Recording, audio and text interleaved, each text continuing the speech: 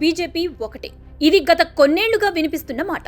BRS హయాంలో ప్రస్తుతం CM Revanth Reddy ఎన్నోసార్లు ఈ కామెంట్లు చేశారు. అది ఫేక్ అంటూ బీజేపీ బీఆర్ఎస్ లీడర్లు ఖండించారు. కానీ ఇప్పుడు మాత్రం బీఆర్ఎస్ పార్టీ బీజేపీలు కలిసిపోయాయా?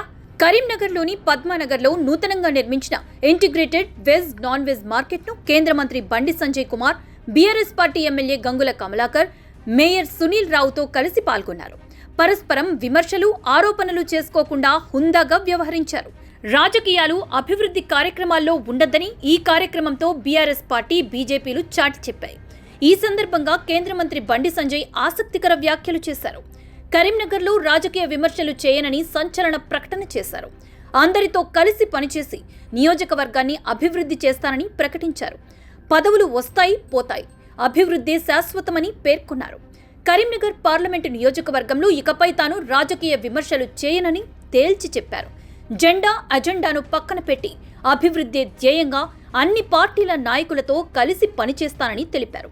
స్మార్ట్ సిటీ నిధులు అనేక కారణాలతో పూర్తిగా వినియోగంలోకి రాలేదని బండి సంజయ్ చెప్పారు. వరంగల్కు ధీటుగా కరీంనగర్ను అభివృద్ధి చేసుకుంటున్నాం. కేంద్ర ప్రభుత్వం నుంచి తప్పకుండా నిధులు తీసుకొస్తా. రాష్ట్ర ప్రభుత్వం నుంచి రావాల్సిన నిధుల కోసం కొట్లాడి సాధించుకుంటామని బండి సంజయ్ వివరించారు. ఈ కార్యక్రమంలో ఎమ్మెల్యే గంగుల కమలాకర్, మేయర్ సునీల్ రావుకు విశేష ప్రాధాన్యం ఇచ్చారు. రెండు ప్రధాన పార్టీలు బద్ధ శత్రువులు ఎలాంటి వివాదం లేకుండా సాఫీగా కార్యక్రమాన్ని ముగించడంతో కరీంనగర్లో ఆసక్తికర చర్చ జరుగుతోంది. ఈ రెండు పార్టీలు ఎన్నటికైనా కలుస్తాయనే నమ్మకానికి ఆజ్యం పోశారు.